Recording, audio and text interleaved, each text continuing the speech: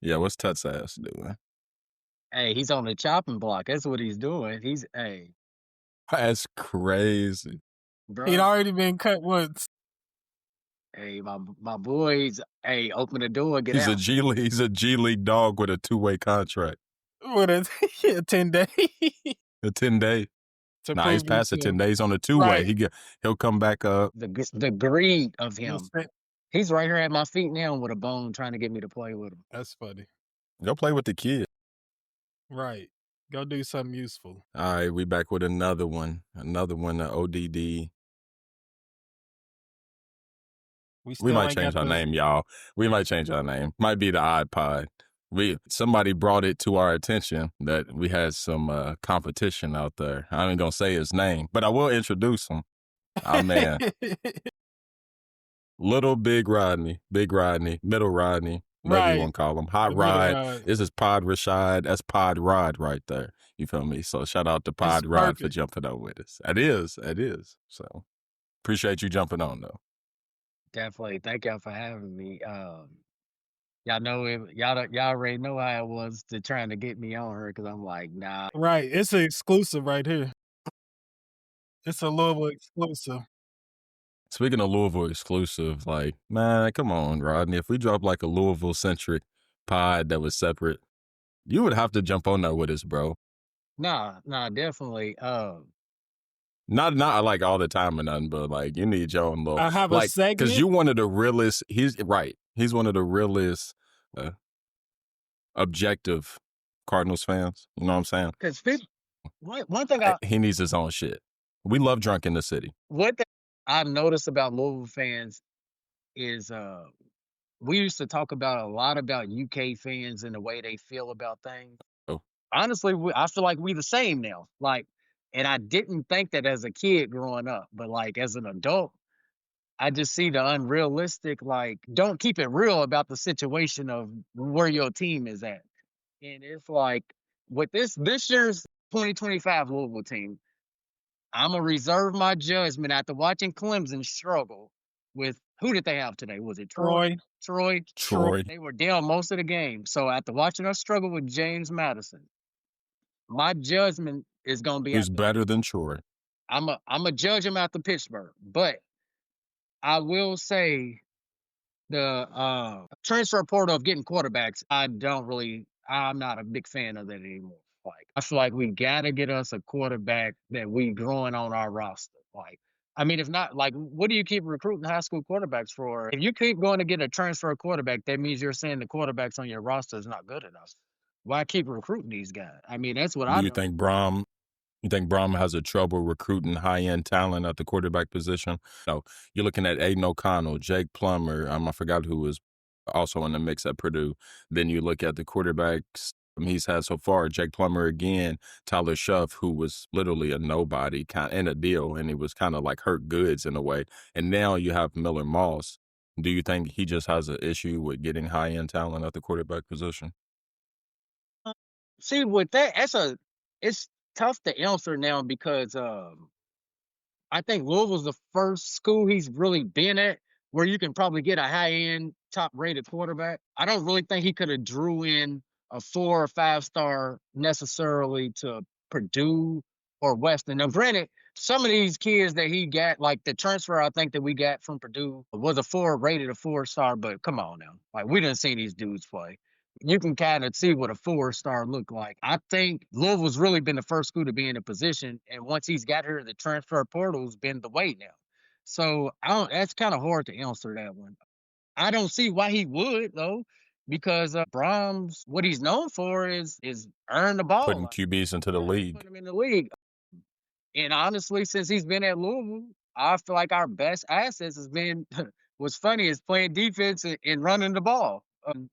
Maybe that's why our judgment on these Louisville teams is because it ain't what we're used to. It ain't the style. Even you look at Charlie early on, we didn't like him. Like, we didn't like winning 17-10. Like, we had an issue with that. So we were programmed by Petrino. Yeah. So I can't say which way is right and wrong if you're winning. But one thing I do want to see the offense improve. I mean, hell, like if we want to talk NIL and stuff, hey, you at this point you're getting paid to produce. So I mean, that's where I'm really at with it, with the quarterbacks. Do you think Vince Merrill will help with that, Yes, I definitely do. getting him? I definitely think Merle will help with recruiting. I told someone else who was a Louisville fan. He asked early when we got him. He was, "What's the big deal about him?" And I said, "He's the closer. He was the closer for UK. If you looked at any top in-state prospect that Louisville lost to UK, it was probably because Merle had a hand in at the end of closing the deal with the kid." So I do think, as you see now, if you look, since he's came here, most of the top kids in the state are leaning toward Louisville, or whatever. Louisville's their favorite. Um, so I do think that's going to help out getting the recruits. Now, will that translate? Because um, I feel like honestly, Brom's showing us the way of what he at the quarterback. I mean, 3 years he's been our coach. 3 years we didn't have a transfer portal kid. So I don't really, know how much of a big deal it would make in the Yeah, I agree. I think you said this to me the other day. You would rather bite the bullet for a year or two, start a freshman from the ground up, but then by his junior, senior year, he's producing, like you said earlier, like Yeah, because my thing is at this point with a lot of these bowl games with the playoffs expanding, if you win 8 games, go to this mid-level bowl games that used to be 10 years ago that were pretty good bowls, but now you're gonna have opt-outs and all of that. So if you win 8 games with the 6 year, 5th year transfer portal kid versus winning 5 or 6 games with a freshman, then next year that should translate to more wins. I don't see the difference in those 2 wins. Now I can see if we're 9 and 10 wins, playoff contention, and I get it. Based on what we're seeing so far, I can't say most Louisville fans can say. Now, granted, that's the greatness of sports, watching a team develop.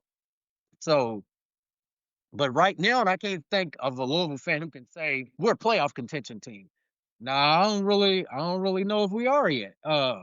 So if that's the case, if you're going to float around 8 wins every year, why not take 2 more losses and go on and build you a freshman that you're gonna get back next year?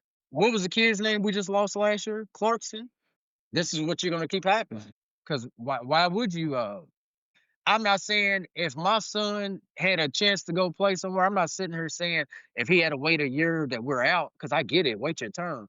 But kids ain't waiting 2 and 3 and 4 years no more. Like, you wait a year or two, develop. After that, you start seeing the writings on the wall of what it is. It's too many opportunities to really. If you're at Louisville, that means you can probably play quarterback somewhere there. So that's kind of where we're at with the high school kid. If they ain't gonna play them, we're gonna keep seeing the revolving door of you're gonna transfer out, and then we're gonna pay a, a 5th year senior top dollar to be 8 and floating around 79 win season. And really, with the scheduling, you can win 8 or 9 games and not beat nobody. Honestly, because our schedule is pretty soft this year again. I'm glad we don't got Florida State on the schedule based on the way they look game one. Clemson looks like they're back. We got them. Um, Miami is Miami. Miami. Like it's like I never know what we're gonna get with Miami. Like it's like they're always supposed to be good. It's Miami. It's a Florida school, but you just I'm not a big Beck fan really, but as of now he's the number 2 candidate on the Heisman. So we'll see. Pittsburgh plays us tough no matter how good they are, how good we are. They always play us tough. Um, Virginia, that's always, even when we had Lamar, it was coming down to one possession games. They played a tough game against North Carolina State. They came down to the final drive today. Yeah, they actually they had me shaking a little bit. I took NC State questionably when I made a little parlay today, but shockingly, guess who let me down on my. I had a nice 10-legger, hit 9 out of 10. Kentucky. Nah, well, I had UK. I just took Ole Miss money line. is it Florida? Okay. That's SMU. They lost? Yeah, TCU was sneaky. Yeah, they came back on them 2 Yeah, overtimes. nah, Baylor. It was Baylor. They beat them Baylor, my bad. I said TCU. Yeah, Baylor. 45-2. They was winning almost the whole game. I didn't know they They were lost. winning the Okay. whole game. Does They does were up double does digits Louisville early in the game. does Louisville have SMU on the schedule? We do. Yes, we do right We do. before UK. That's our last. Yep. That's gonna end up to me. I'm scared it's gonna look like that Lamar Jackson Houston game before UK because it's SMU. You going down Going there. down there. They're a And good team. it's right after Clemson as well. So Shit. Well, them boys better get ready. Yeah, no. And then also, only thing I was gonna say to everything that Rodney said was that maybe there needs to be a compromise in Brahms saying where he doesn't go get a 5th-year guy. You go get you a transfer as a redshirt freshman, sophomore. Go get you somebody who's shown maybe the ability to digest that level that you want them to come and step in at, but at the same time still have a higher ceiling because I feel like what you're saying is when you get them 5- and 6-year guys, you know where the ceiling's at. Yeah, you know. And generally, if they're a transfer who's a 5- and 6-year guy, is that a guy who's really going to get you to the national championship? If we're not talking about a Joe Burrow from Michigan, Michael Penix, okay, maybe I give you that one, but he didn't win one.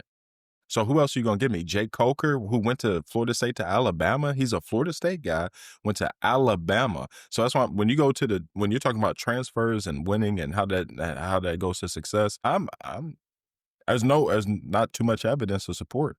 and you say you're not a Beck fan, but I mean that's the type of if you want a 5th-year graduate transfer, Go it's get gonna that. have to be someone like that. Who he played big time. Right, because like him and Miller Moss are kind of the same. Of course, Carson Beck's bigger, but Carson Beck can throw on the run. Miller Moss can't. You can't. He can't. When the pressure comes, he doesn't seem to be able to do as much as Carson Beck does, and that's the small things. Yeah, and he's to me, I think he's too small in the pocket to not be able to be mobile. Like, because I didn't realize his size. Yes. Like, I was like, oh man, when I watched the game yesterday, I'm like, oh damn, like, One maybe. yeah.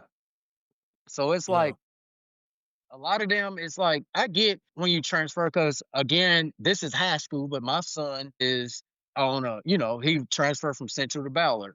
So I get the transfer, but it's like, you get maybe one transfer that it's like, okay, I get it, better situation, just fresh start. But when you on transfer 3 and 4, it's like, what's the issue? You know what I mean? Like, you had your boy show. No, granted, this is no shot at him because I don't feel like he was the problem with last year's team.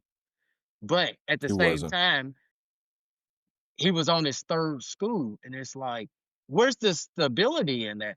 Like, yeah, he was solid for us last year, but we knew that was it. With that and Plummer, everybody knows what it. We don't even gotta go into. Everybody know how they felt about Plummer, like and and granted, Miller Moss, I think a lot of his myth is off of stomping us out in a bowl game. It seemed like a lot of last year, he basically lost his position, seems like. What scares me about Miller Moss is that he's a California boy, and for right now, he looks more like a curated, like from the ground, like nurtured quarterback, and he doesn't seem like a football player to me. No, I can see That's what I'm scared of. I can see that. And real quick, back to you talking about he can't scramble that well. It's almost you have to be able to now. I mean, I'm just watching college football games. It be quarterbacks dropping back. I don't expect to be able to, and then they start moving. I'm like, oh, he can move a little bit. You know what I mean? It's like just it's something that's necessary now. Yeah, no, it definitely is. Before we move on, regardless of Clemson, like what is your grade so far for Louisville? So far for Louisville, I'm gonna go with a C. I'm gonna give us a C right now.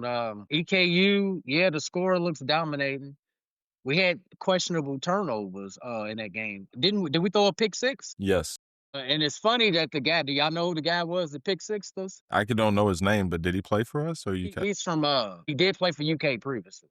But that game, and then I feel like in the JMU game, why I question stuff is I feel like they were more physical than us, and that's a big issue. Like, and also with just for as talented as what we supposed to, they was talking about our receivers and skill position players was Barry B.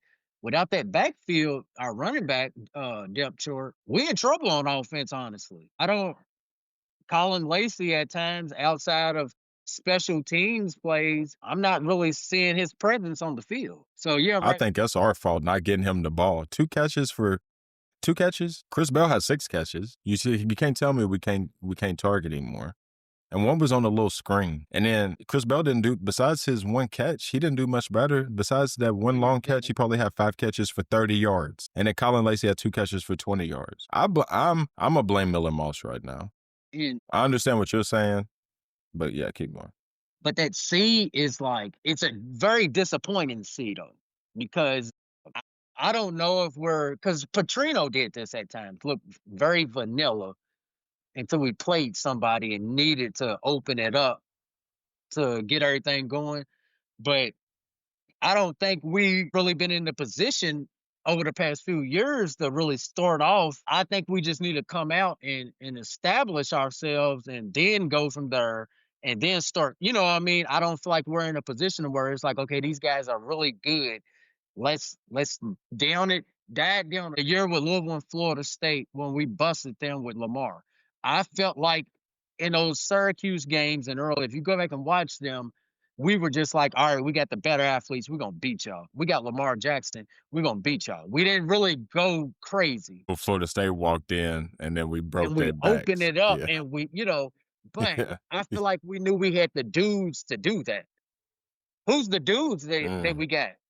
Isaac Brown, Duke Watson, and Keon Watson. Brown. Those guys, other than that, like who's the dudes that you know what I'm saying? I don't know where to place the blame is so early and shit like that, but that's bad play calling. That's bad execution. That's like you said, you're not wanting it bad enough. I saw them in a whole bunch of short yardage situations. They were 7 of 17 on third down. Whole bunch of short yardage situations. They put School in and he just run. We know what he was. We know what's coming. He wasn't passing the ball, and then when he finally did at the end, it was an interception. It was one pass, bro. He threw one pass, so like you know what he's doing when he comes in. The only thing his touchdown run, they didn't want that shit neither. He ran through like 2 niggas who was like, what did I say to you, Rodney? I got scared. I got scared at that point. I was like, oh, they giving up. That's here. I was here. Like, oh, y'all you niggas don't want to play on Sundays. Y'all don't want to play on Sundays because that's a business decision. And obviously you ain't about your business. That's the way that I would feel if I'm the coach. Nah, seriously. No, like that play, back to you said the O-line, I don't know if I didn't pay that much attention because we was busting EKU, but I was like, wait, like, are they not, they can't run the ball, like, because of them? I noticed that. And then something I said to both of y'all, this ain't about X's and O's. This is about, like, we in a dogfight with James Madison and our players out there celebrating over first downs and shit. I don't know. Just to me as a coach, like, I'm fired up off that shit. Get the fuck off the field. You saw Brown in the press conference. Then you going into the fourth in the coach's interview going into the fourth quarter. I didn't see him. Oh, they yes. asked him something and he was stale. He was stale. He was I think at the end of the day, it's happened good. JMU's a good opponent to have a second game. You see where your flaws are. You're not playing some weak niggas, so your flaws are actually huge to me. And then as a coach, I'm saying, you don't want it bad enough. Now let's see who really wants it this week. Bowling Green's also I think they only lost by like 14 today, whoever they play. Play somebody good. Hey, so I'm looking and I'm like, they a MAC yeah, team, the MAC schools. The MAC's been playing everybody. Yes. Did Ohio beat West Virginia earlier? The last I seen it, West Virginia was up a touchdown. No. Ohio was up a touchdown. 10-10. I think they ended up winning. I could be wrong. And then last week, it was a couple of games where they played Big Ten schools tough. So it's like it ain't gonna be. We know they're gonna be physical. They're gonna run the ball at you. They're probably gonna have a mobile quarterback. Yeah, Satterfield had a tough time with them today. I ain't gonna say a tough time because they was up 21-3. So but at the end of the day, they won by 14. But I watched. And then Ohio beat West Virginia. Cincinnati they played Nebraska tough last week. Yeah, they did. They did well. But nonetheless, yeah. To digress, that's Brahms pissed. And what do you think about our defense? Before we switch subjects. I'm not. I feel like there's been plays that's been made that they got to be better at. But honestly, they saved us yesterday for real. Like, I mean, it's like I seen a video of Braum and English getting into it. I guess we had to burn a timeout or something, and you could see Braum Shout out saying, 35KY Sports. Nah, you good. and you could see Braum saying, basically calling him out like, well, "What are you doing?" And you could see them going back and forth, and then at the end you can see English saying, "Look at the scoreboard." And some people, I guess, you can take it either or. Taking it as you're overreacting. We're looking at the scoreboard and time. We're about the game over. Or I took it as look at the scoreboard, look what the defense is doing versus what the offense that you're doing. You know what I'm saying? We're doing our. I took it as it's like we're doing our job. Y'all not doing your job. Right. And Yep. so I think that the defense kind of Get on showed your up. brother. Get off my ass. Yeah.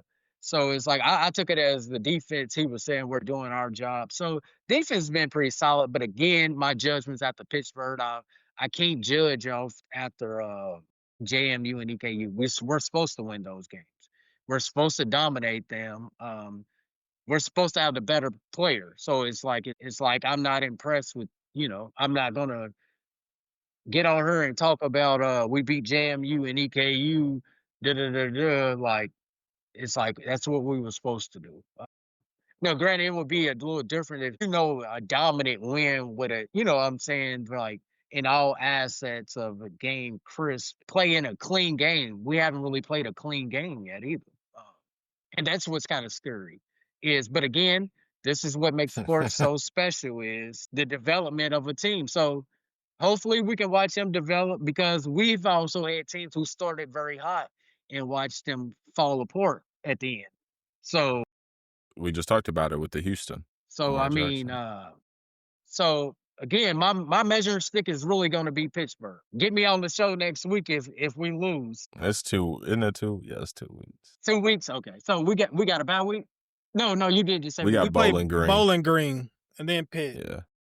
Now, Yeah. before we move off this, I just want to say we going so hard because we love this shit. So Yeah. like, Yeah. People no, be thinking we be. I'm a diehard Louisville fan. That's what people don't get. Like We all are. I heard somebody tell me I was a UK fan because I was saying something and basically just putting something in perspective, but it was a positive for UK. And they like you. I'm like, dude, I barely wear blue clothes. Like, I'm not a UK fan. I right. love sports. I know something about other teams. Like, for instance, I seen just come across the screen Hawaii play at 12:05 tonight. I'll probably be watching that game, and I don't know who the hell's on Hawaii's team. All I know is Tommy Right. Chang is the head coach. Like other than that, I just love watching sports. So it's like I'm gonna keep it real. Like you know what I'm saying? Like it is Yeah. what it is. Like, And that's a talking point from our resident objective Cardinals fan. Right. Yeah. All right. We gonna go back to your high school days real quick.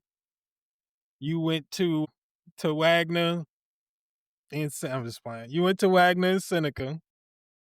You was a hooper. Red Hawks. Who are the best players that you've played against, like AAU, high school, whatever? I would have to say maybe my 8th grade or freshman year or something. We played Eastern before Rondo left for Oak Hill. I played OJ Mayo in AAU my 8th grade year when he played for D1 Greyhounds. They had OJ, Bill Walker. I mean, their front court lineup was like 6'7", 6'8", 6'10", like as 8th graders. And then that's not me including those. How big was y'all center? I was a guard, but I played our center. I was the guard. No, you did not. Yeah. No, you did not. Me and Montreal were guards, and we were the power forwards and centers. Like, and we was both 6 foot 6'1". Like, it was like Okay, Villanova. like right. So and then because there's some that I'm forgetting. I played against Mr. Basketball from 2007, Stefan Pettigrew. I'm gonna include somebody as far in that list, just as far as the best. But I played with him is Montreal Williams. He was a 2-sport athlete at Seneca, and I mean, athletically wise, he was probably the best athlete I've ever played with. Like just natural ability, what he could do. He was probably damn near 1,000-yard receiver his senior year. Probably averaged 18 to 20 a Shit. game one year. Like he was a real deal athlete. So let me see who else. We played against. He never flourished to anything. It was like one of those things. When Billy Gillespie was at UK, he had recruited a seventh grader, a sixth grader, or something. They gave him a scholarship. He was from like went to like June Buckman, or something up. Some one of them Eastern Kentucky schools, but his name was Blake Stepp or something. I mean, when they say a dude got and as soon as he come in the gym, that was his range. He was pretty solid, but he just never really got better freshman year all the way through. So his scholarship to UK never amounted to anything. Offer I don't even really know where he went to, but he was pretty tough. Jasmine Ferguson, he went to Moore High School. He plays 10, 15 years of pro ball. I'm pretty sure he's still overseas playing pro ball. And then of course, your Damn. he's in Johans from Ballard was always, nightmarish when you got to play them. So, but yeah, In any of those games against like OJ or Rondo, was you guarding them? no, Rondo wasn't really in the game much because again, that's my freshman year, so I wasn't really in the meaningful. Then OJ, no, because again, the size of his team, our matchup really didn't, you know, even though he's 6'4", there was 8 other dudes bigger than him on his team. Right, right. So yeah, but as far as personally had a guard, I had to guard Stefan Pettigrew. He was a handful because I mean he I'm pretty sure he played football too, so he was very strong. So but yeah, we had a lot of talent. Just a lot of guys are playing out of position, so it's like, it's hard to get to that next level because you're being judged on the position that you're playing in that moment. Projected. Yeah, so Right. I say. Yeah, Rondo used to my dad's friends with Dirk Babbage and some of them guys used to coach and stuff with Bibby, and that's when Rondo was at. He used to done all that stuff, so they actually used to hoop on Wednesdays up at that church on Brownsboro before you get to Indian Hills. I can't think of the name. It's that little white church on the left. But yeah, we used to be up there like every week. Used to see Rondo. That's when he was. This is around the age that you talking about, though. yeah. So that's why it's like it's all the same, Playing against same Rondo and shit. watching him play early, it was crazy. It was his defense ability that scared you. You didn't even want the ball because you just like, man, he's gonna harass me. Could Fucking you big ass hands and long ass arms. right, are ridiculous. Could you Sad. like tell you know how like we playing football, you can see somebody on the field, you're like, nah, that's D1 right Yeah, there. Could yep. you were they out there like that? Yeah,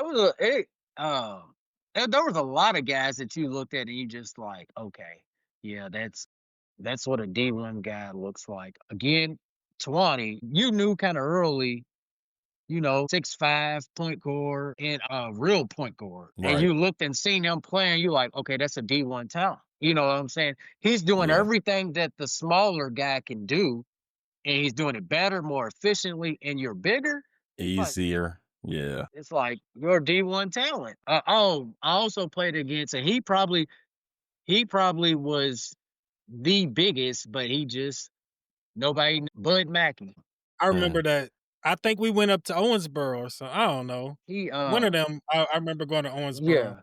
And dude he was like that, but got in a little trouble in high school. But he was top 5 player nationally. I don't know if he was committed to Indiana, but he had a scholarship offer to Indiana as a freshman. Again, another guy you can look at and see 6'6" point guard, two guard. You like, okay, yeah, that's D1. Yeah. Vontae was another one. I knew early. You knew when you see what he was Oh, for doing. sure. You was like, oh, that's the D1 football player. I'm Right. trying to think. Is there anybody else on our teams where we were like maybe Justin Green, On maybe our Chris team, yeah. Dow? Aaron When I think Cosby. outside of Aaron Cosby. Yeah. Yeah, we saw that. But I was just talking about you to be fans. I was telling him, I was like, Nah, Marcus was him in Little League. I was like, he got all the awards that everybody got, that all the top dudes that I said he got them awards in Little League. I said He got the ass, man. I don't give a fuck. I put my picture with Matt Leinart up here. Man, He I got that harassment. right. That's what I told him. I said, and plus I said they rode him so tough when he was playing Little League. I said, dude, Why are you literally, laughing? he couldn't do nothing after the game because he would have to go probably take an ice bath. I said he was literally Right. lined up at quarterback, running back, play linebacker. Like, what'd you want him to do? Like, Kicker. But then I would go be the gunner on kicker and I go make the tackle. Get out of here, bro. Yeah, you don't remember that? Yes. Yeah. But I forgot. That's funny. if I was another parent, And I was like, kicking. man, make this nigga go play up, man. Get him off the damn field. Man. Right. Get him off I was there. What's parents his on birth my certificate? hey, bro, I was kicking 20-yard field goals second year junior. Look, I was warming up. The seniors was like, who the f is this dude? Why is he kicking field goals way out here, bro? Bro, this is junior football. Who the fuck is gonna kick a field goal, dog? Right. But yeah, even there was own parents on on my own team who was like, "F this nigga, get them out the way." So it wasn't even just opposing. Yeah. It wasn't opposing. That's hilarious. It was good time. Real quick before we get off high school basketball. So is there anything that like you would do differently? Like let's say you get to go back, or you like, it is what it is, how it worked out. And I have one last question too. If I could After that, I would have toughed it out at Seneca. I wouldn't have transferred. I would have, just sports. You get in your feelings over stuff. Stuff don't work out, go your way, and sometimes we can have an overreaction or something. And I feel like I had an overreaction to just. Sometimes it's not about the talent of the kid or why he ain't playing. Sometimes it's just wait your turn and your talent and the immaturity don't balance out enough yet. So it's like wait your turn. You may be more talented or something than somebody or this person, but their maturity is so much bigger than yours that your talent ain't closed that gap. So I would definitely waited my turn. I would have played more sports in high school. I feel like I was I was good enough in football that I could have played high school football. Like, you know what I'm saying? I could have played, got on the field by my junior, senior year some and played some. Um, just to enjoy, it goes back quick. I got a junior in high school now. Like, so that tells you how fast, how fast as that went by. So I would have did track, just enjoyed it more. Because I think as a kids, we think it goes by, it's going by slow, and you realize how fast it really is. So I definitely would have stayed at Seneca and just continued to play. Fought through a little adversity and just would have prepared you for different things. With my kids personally, like you, with coaching AAU, you kind of start seeing a bigger variety of kids. So you realize quickly that okay, yeah, you're probably not gonna reach this level because look how many, just the realistic of everything. Sports ain't just about the now, it's building character for life. Like, you know what I'm saying? On a lot of issues. So I definitely would have did it over again and stayed at Seneca. I just feel like it was an overreaction in the moment. I don't necessarily, I'm not saying I regret it either, going to Wagner. But I felt like that decision to transfer and leave Seneca with the overreaction made it easier for me to quit at Wagner once you just like realized that, okay, we're not very good. This is going on. I want to work or whatever. Like, you know what I'm saying? So I definitely wish I would have stayed there and tough. yeah, kids take that into account. Transfer culture. I was playing. Well, see now the transfer. No, I feel you though. Now, it's so big and different now. Hell, a lot of kids is I know. transferring to a place already established that behind the scenes of what's going. You know what I'm saying? That just, if we're being honest, this ain't me trying to tell on nobody or nothing. It's just the realness of the situation of everything. If we're being honest, like parents know what's going on. Like, Yeah. so the transfer coaching now is a little different because most people are going into it knowing what to expect. Now, granted, coaches could lie, but most people go into it with a position already that, okay, we're going to go here and this is already established, So You think coaches wasn't calling me in middle school? come on now. Come on. I remember I wasn't even where a coach came and watched me play my 8th grade year in basketball, and I didn't even play middle school football in 7th grade was my last year ever touching the football field. He seen me playing in basketball, and he was with a guy who coached me when I was younger in basketball. And he was like, "Yeah, he played football too before." And then the guy was like, started talking to my parents about football. And I'm like, "Bro, you sitting here talking to my, sitting here and calling about that. You ain't never even seen me play or nothing." So I was like, the fact that he was calling my parents about me playing football, I was just like, I only imagine what you're doing for a kid that's actually good in football. Like, I definitely get it. And that we're not gonna talk about how long ago that was, but today we already know how it is. It's damn near schools probably trying to get kids Right. NIL in high school too. Right. I ain't even trying to be funny or say nothing, but you know that new rule not being able to text kids to JCPS employees and shit like that. I'm like, shit, it might lightweight F that up. Nah, You Right. feel me? For We real. know the real reason why it was put into place, nah, but we ain't talking about that. We ain't gonna talk about that. it's But crazy. But the thing with that is, coaches are still gonna do what they do. But and I'm speaking from of Ballard. course, My son is at Ballard, and one thing I can say, they're very strict with it. Hell, us as parents barely get a response back now, and I get it. mm, Everybody's trying to walk that line of yep. figuring out the wiggle room with the rule and everything. So I definitely get why they put it in place, but it's making a lot of trouble for the good guys. But you got to weed out the bad guys first. And as we see, Yeah. as I mean, it's a unfortunate events that's been playing out. I'll probably say since COVID, there's been unfortunate events of you know inappropriate relationships of adults and kids. Been several instances, so I definitely get it. It Yeah, because COVID opened like that pathway when it comes to formal Yeah, communications and not doing things the traditional way and yeah. all that stuff. So I see what you're saying. So I I definitely see get what you're it, but saying. it definitely makes it hard for the good guys. Cause like say like you take a school like Shawnee, who may not have as much, and this is no knock to anybody if tuning in, me saying Shawnee, but if we're honestly speaking, if I compare Shawnee to Ballard, the parent involvement, Shawnee's coaching staff is probably doing a lot for the kids that they have. They probably are Okay. Yes. maneuvering a lot of Yes. kids around to summer league games or whatever. Like parents may be at work or don't have the transportation. And what about a coach like that? What about a coach who can't just write a parent and talk to the parent because the parent ain't around because they're at work or having to do whatever extracurriculars with other kids? So, how what's supposed to be the form of communication to get that kid involved? So, it's definitely, we're gonna have to figure it out.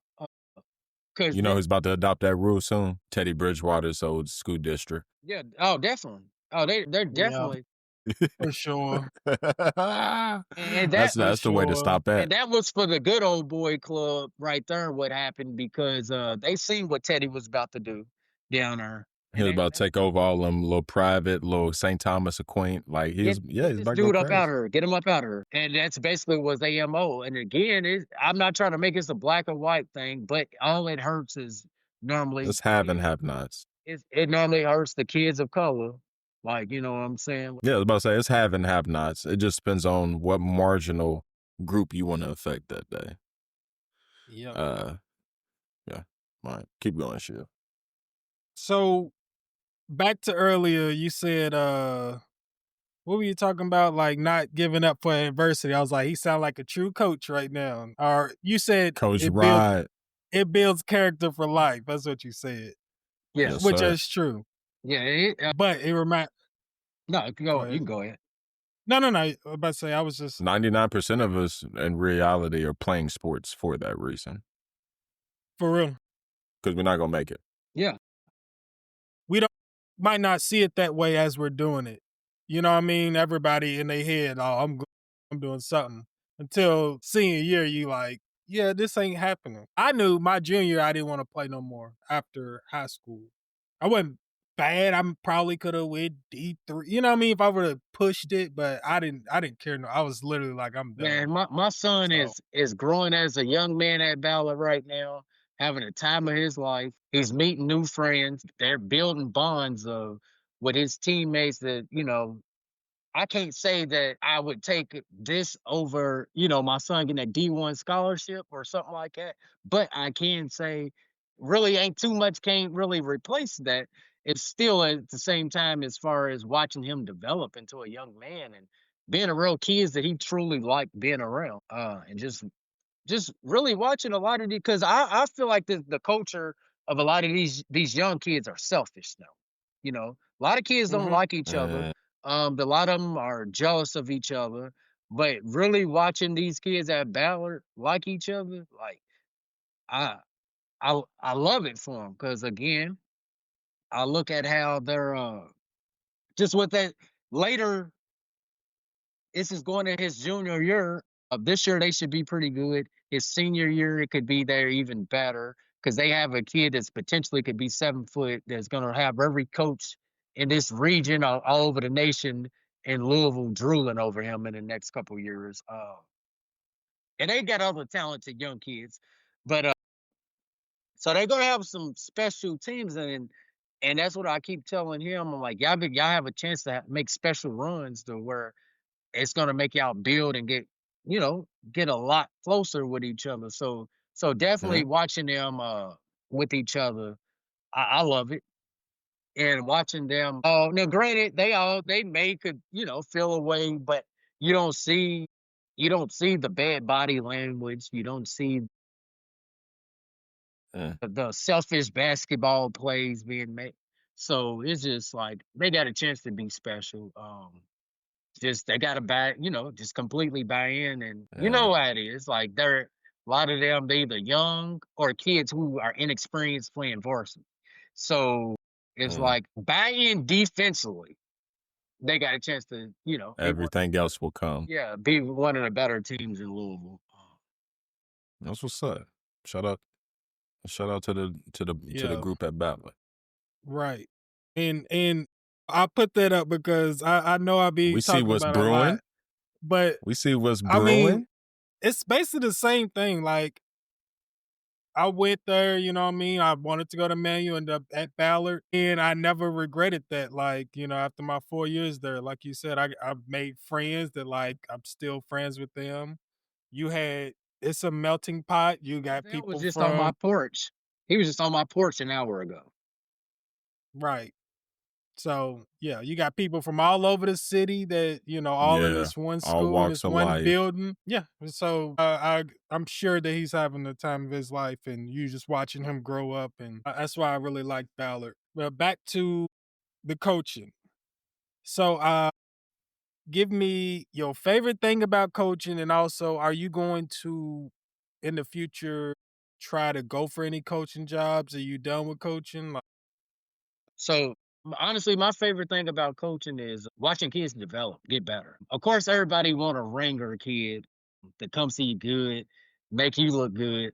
But for myself, there ain't a better satisfaction than watching the kid getting better because of being under you and certain things. And at the end of the day, it's still on the kid because the kid got to put in the work and listen.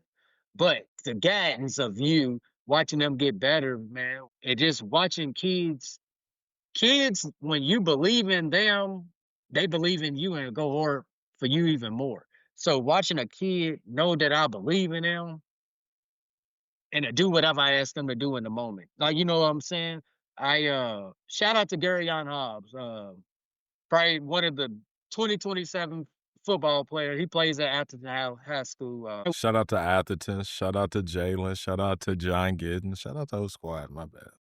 He's probably one of the best kids in the 2027 class. I mean, he's got scholarships from the who's of schools, and he was really, I coached him in AAU and elementary, and he was like the general on the floor. He was my man on the floor, and he was truly one kid that literally would run through a wall for me, literally. Hell, I literally watched him go save a ball, run into a wall head first, have a concussion. Sometimes I told him, "Dude, chill out. You're calm down. You're doing too much." He just I believed in him. He had the he already has the dog mentality, and he was really, and it wasn't just him. I had a bunch of, kids, because when I really look back at my basketball teams I had, it's only a couple of them that really became basketball players in high school. Most of them are like playing football, develop into a football player as their main sport. But it just watching the mentality of just like, I'm gonna do whatever you ask from me. Like, even if I can't hit this shot for you, I'm gonna dive on this floor. Make sure, just the little things. So it's really that, and just I miss the peace of mind going in the gym or being in between the lines of just even. It's the same mentality as playing a sport. When you step in that gym or on that field, nothing else matters in that moment. So you got an hour or two of peace, of just you know what you love to do or what you want to do. Just Mhm. so I mean, it definitely. And then as far as Nigga, Shamari need a no, what was you gonna say? I was gonna say Shamari gonna need a coach, nigga. With my nephew is I don't know if my sisters now Mm. can really handle my coaching, because Yeah, your approach. Yeah. I'm a rip them, but I'm pretty sure they got thick enough skin. But I'm a rip you. I rip my own son. My nephew and my kids are gonna get it the worst out of anybody. It's just what it is. Or any kid Yeah. that parent put that kid in my care after we leave the gym too, like meaning you coming over my house or I'm feeding you or those type of Right. things. You're getting the uncut coaching from me that is just like, hey, you're gonna sink or swim with it. And most kids respond well to it. Honestly, if we're being, it's the parent that has the problem with it a lot of times. And this brings me to the answer of your next question.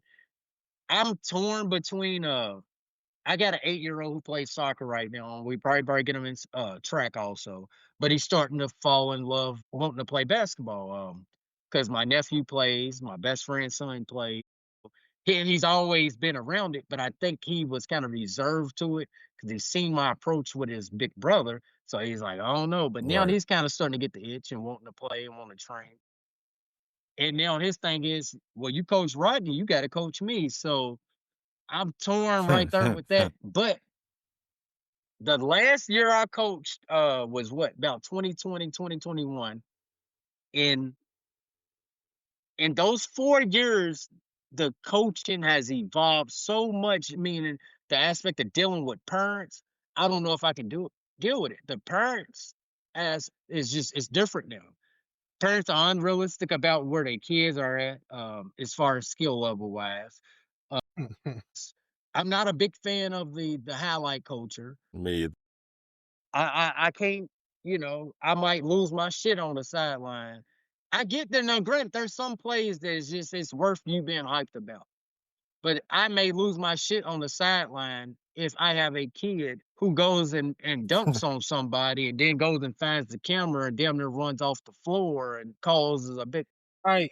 Right. I Real might grab real the quick. camera. Hey, this is why I don't coach either. But keep That going. like real quick, there's a difference between like I just got this nice dunk and showing some passion, like just the yell flex and I'm about to go over to the camera and do it. Then what I mean, just some of the stuff that you There's a see, you just respect be for like, yourself and the come game and on, Yeah, right? yeah. everything And that I you are feel No, like lacking. I hear you. so I And feel like that's my job to teach you that. I'm the coach, nigga. there's a lack of respect for the game now.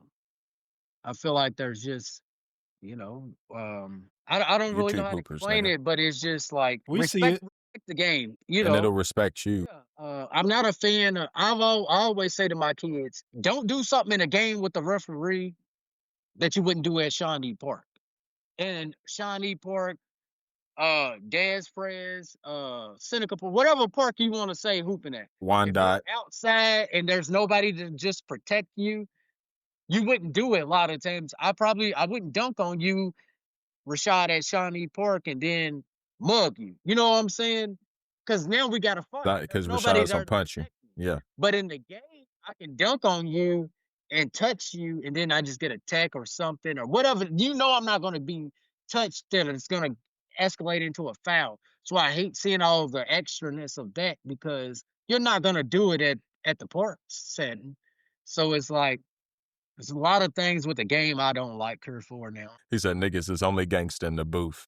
He said For real, they only basically. gangsta in the They booth. only gangsta on wax. Yeah, only gangsta on wax, cuz. On pine. They only gangsta on pine. What was I gonna say? What's everybody's top coach they would run through a wall for? You can tell me mine, Marcus. You already know. Go ahead, Rodney. Talking about your top coach that you'll run through a wall for. I have to say That you had. that I had, and I didn't realize it in the moment. Now, granted, I worked hard for him. I improved the most on him, but hindsight, I didn't realize how the impact he had on me till later in life. I know you about to Tony say. Branch, Coach Tony Branch, shout out Louisville legend. He's a national champion for the Louisville Cardinals. He was Seneca's head coach while I was there. His teaching, it just he had me in the gym every day, from my 7th to 8th grade year till I got to Seneca, just working me out, getting better. We was over their house. Yeah, over his house. He would, if I would Shout call out him, Lil Tony. again, this is something that a kid can't do today. I could call him at 10 o'clock at night and be like, "Hey, coach, I want to get some shots up. Can we get in the gym? I got my friend with me, my little brother. Can we go over here?" And he would, yeah, pull up in the van. We go over there. He'd be in his little it's like a trailer like at Seneca, being there doing whatever with school. We'd be in the gym all night. Yeah. And those are things that these kids today is never going to be able to experience because of some of the inappropriate behaviors that's been done by some adults. So, Right. but he definitely is a coach. I still run him to this day, and it's still so yeah, he definitely was a coach that I would do whatever he asked me. I didn't know how good we had it. Cause like, you know what I mean? How old was I? I was in middle school maybe. Uh I didn't know how good like to be able to, like you said, just oh yeah, let's go play basketball. It's freaking 10 o'clock at night and have a whole gym to just go to, play threes, fours, whatever, how many people we had. Like to me, I was just over having fun with y'all, like just to understand it, like, nah, this ain't normal. Like people don't have access to Have this. access to it. You know what I'm saying? Like we being there all night. Hell, we've been there so long where you almost we about ready to go to sleep somewhere. Like, and it was just like I look at it like, damn, like that man took his time out of his everyday life to come over and do this. Like, Yeah. so in that moment, I really didn't realize. No, I always worked hard for him, but I didn't realize the impact later in life. I didn't realize just the sincere, like just him allowing us to be in that gym. That's huge. I'm definitely been appreciative of him, and it just like, and also he was the first person that kind of like helped me learn the game. And when I say learn the game, I mean in being able to watch a game and dissect the play, of seeing the play develop and happen. He gave me that mindset. So it's a lot of basketball game that he definitely passed down. Coach Branch. Who's yours? I would have to go with Coach Brown. I mean, Knew you was we gonna were absolutely 8, 9, whatever we were as juniors. He was That's older than that woman. Y'all was No, I probably guess you're about right. 10. You Now y'all was. was probably about 10 or 11. maybe, yeah, 10. maybe 10. 10, 11. Yeah. Seniors was 12. Because I was Right. 13 years old going into high school, so he's right. So yeah, Because I Coach didn't play my Brown. senior year, second senior You year. played one, yeah, you played one. But Coach Brown, he was tough on us. But like you said earlier, kids respond to that, especially if you wired like that. You know what I mean? There's some kids that will fold, but most kids, like, they're gonna respond well to that, like the challenge. And he definitely challenged us. He pushed us to limits that like you didn't even know, especially at that age, that you could do. We were winners though. We were winners and we took that shit personally when we lost. Like, and that was, I ain't gonna say like it's because we as Pee Wees, I think the culture Hikes Point built was like that. But I don't know, that junior year was special. Like it was we ended up getting our nice little trophies at the end. We got the little Letterman jackets. Like that was a special year. So yeah, Coach Brown.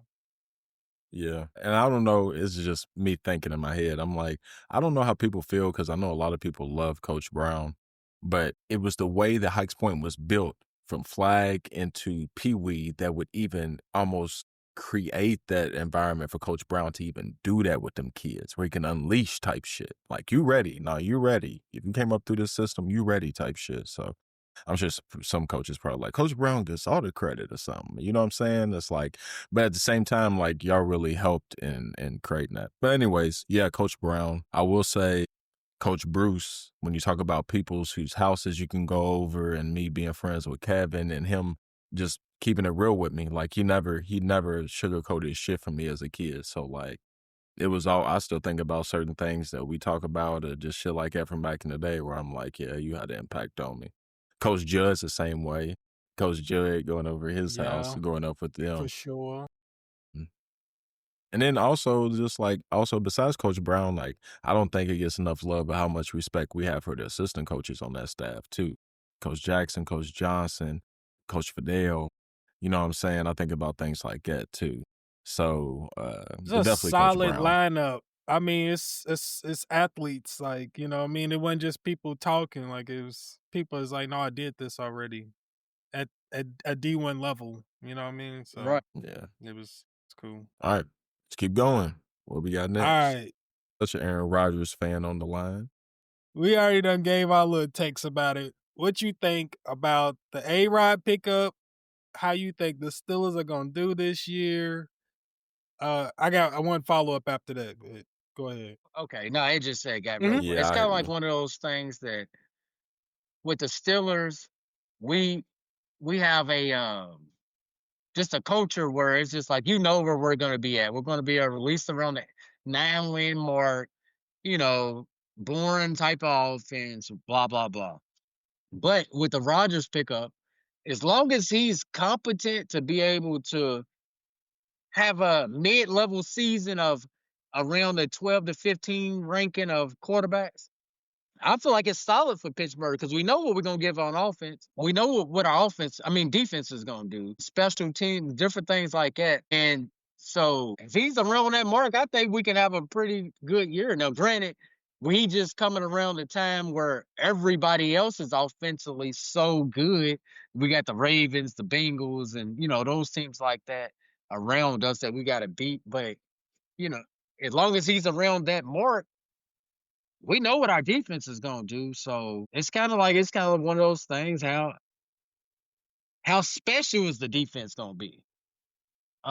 Because we're gonna need those special plays where you block a punt and return it, or interception and get the ball on the 30-yard line, or the on the other side of the other team, in their territory. And we've had seasons along those lines, championship run seasons, where it's defense that's leading that type of surge.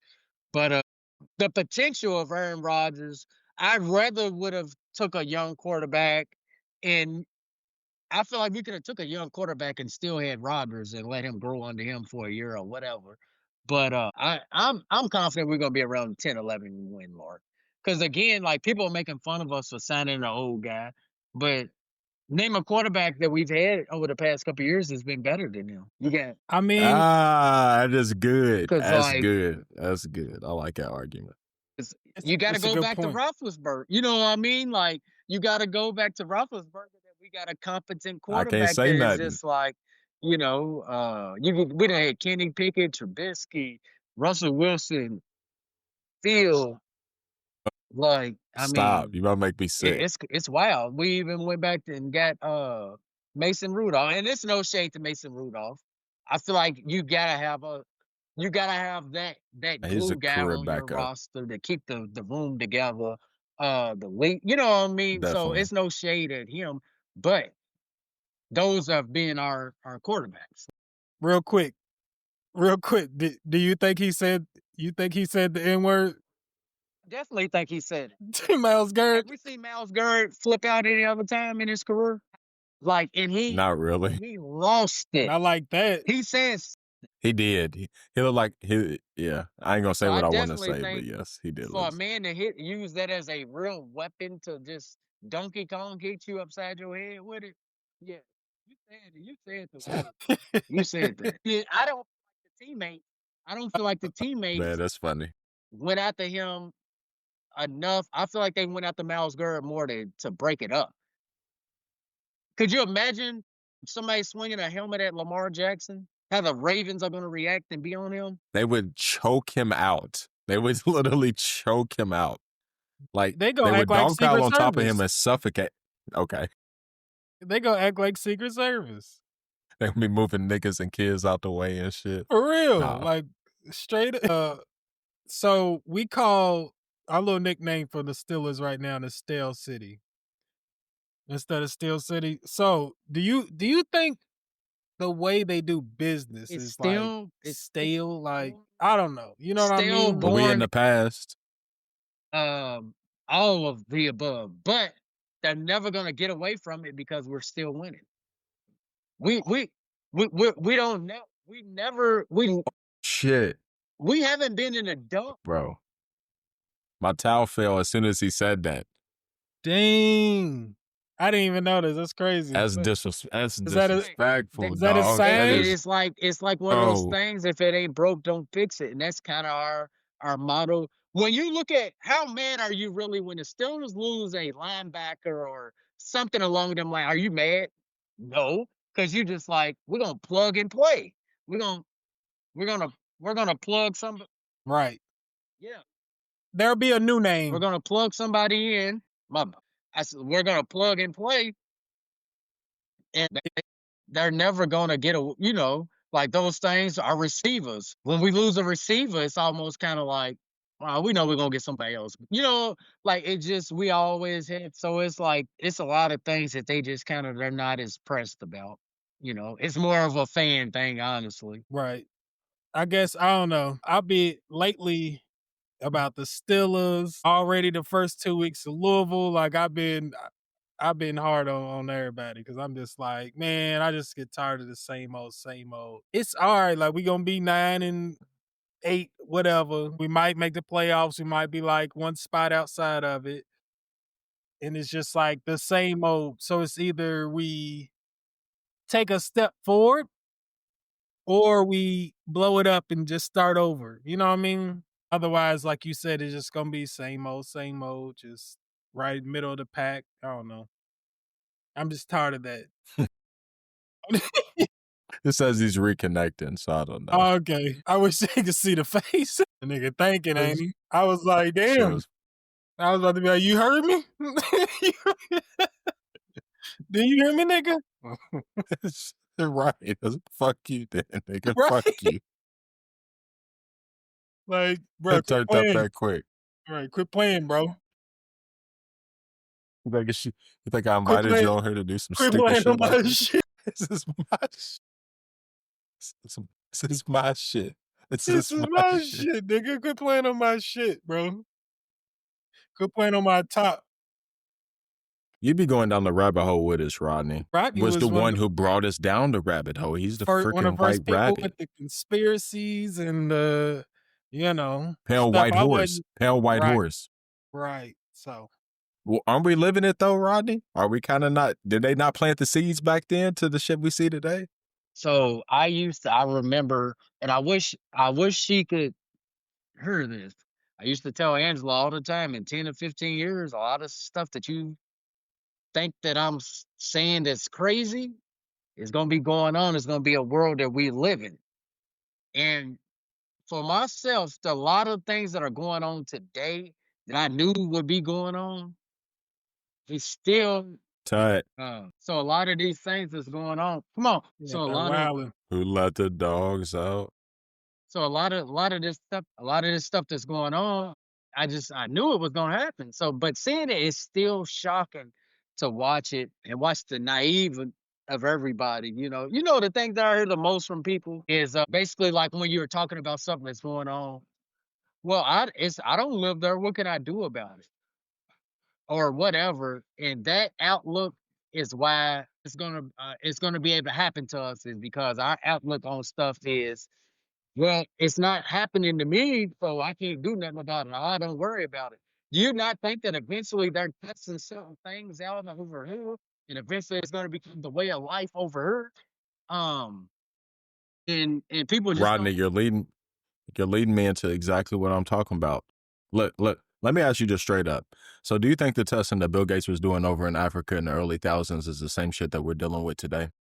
Why why Over why here. Why wouldn't it be, man?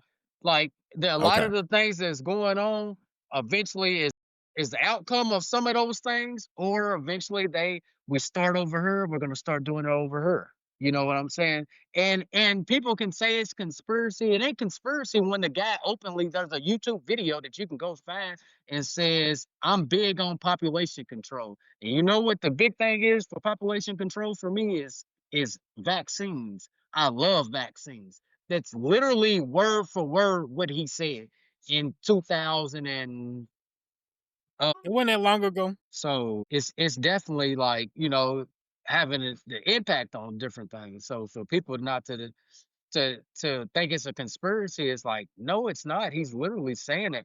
But again, we're so naive, we take it as everything's a joke. It's like it's just like, oh, well, I'm not, again, it ain't affecting me, so I'm not worrying. Speaking of things not affecting you so you don't worry about it, do you have any like opinion on AI and like on not necessarily it, but like what it does to our world? I'm big on one thing I will say is it's the way. So we just gotta accept it, and I got to make my kids introduced to it. You know what I mean? I'm not gonna sit here and give you a big spiel on AI like I understand it and I use it and do all. I don't. I don't really deal with it much. Right. But I do know it's it's I'm big on my kids using it and operating with it because it's gonna be their way. A lot of things is gonna get done with it, honestly. It's through AI. But with AI though now, it do make me question a lot of stuff. I don't question the truth of everything. Mm. That's interesting. That's requires more psychoanalysis because I feel the same exact way. Only thing I was going to say on that tip is that they're saying like it needs more power in order to learn more. In order to get more power, it needs more of our power, our land, our this, our that. So the only thing I was going to say is that in Memphis right now, they have a group of people. That's where Grok, if you don't know where Grok is, that's where his headquarters is. That's where Elon Musk was so big on Memphis for a minute. Memphis, Memphis, Memphis. That's where Grok's headquarters is. And people were saying that it's starting to poison the community, and it's mostly in the Black community. So there's no follow-up question I want to ask you, but that's just something that we have to look at because speaking of things, well, it doesn't affect me. It doesn't affect me. Well, yeah, it doesn't affect us. And the way that I've been looking at AI development in Kentucky, I've been staying on top of it is it's going to hit a lot of the rural counties. So it's not going to hit the West End. You know what I'm saying? Well, I'm not going to say it's not. It's not going to hit the West End like it's going to hit these rural counties. So basically it destroys our climate. It destroys our And it kills Grok us. is It kills like us. a chat GBT. Oh, my Just to bad. make It's Twitter's yeah, it's Chat GBT. My bad. It's Twitter's AI. It's Twitter's AI. So it's Elon Musk's AI. And it's really good actually. It's really good. right.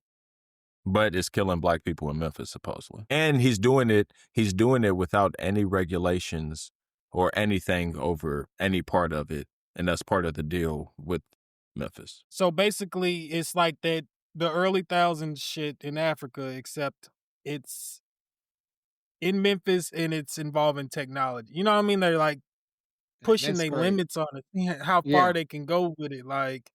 And like you said, if you think that shit gonna turn out good, you think they gonna keep expanding, you know what I mean?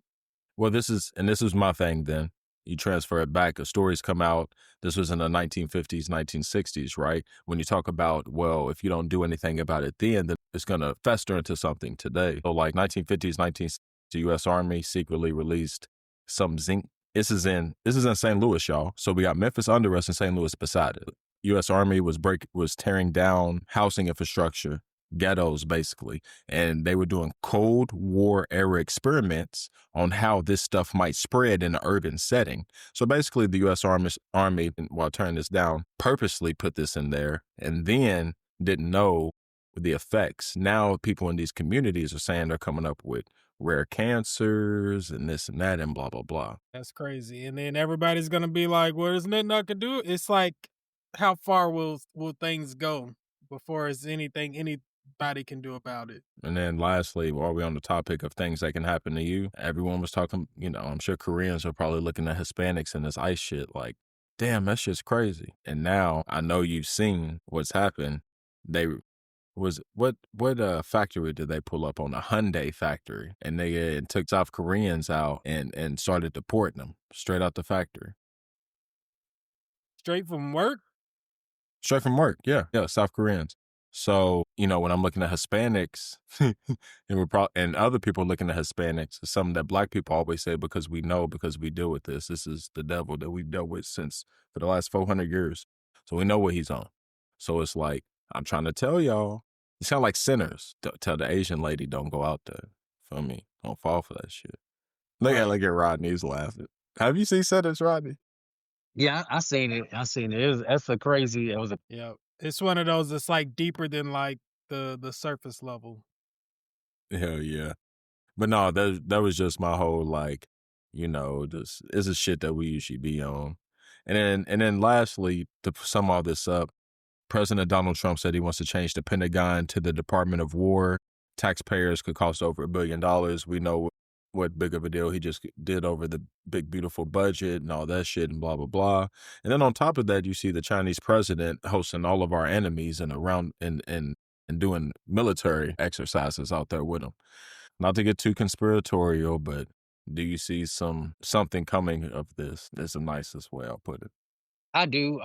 The big thing that people, again, Americans, is so naive. What's crazy is it's the Black community and naive, and it's crazy that we, the community, don't want to believe a lot of this shit because white people believe it. You know what I mean? Like white people know the power of politics. And for whatever reason, the Black community thinks everything is conspiracy. You either got people who are spiritual, who just they just use the biblical, to get through with it. Or then you have the people who Gosh, also don't believe in nothing spiritual, but then they're just like, that's the group that like, well, if it's not affecting me, there ain't nothing I can do NPCs. about it.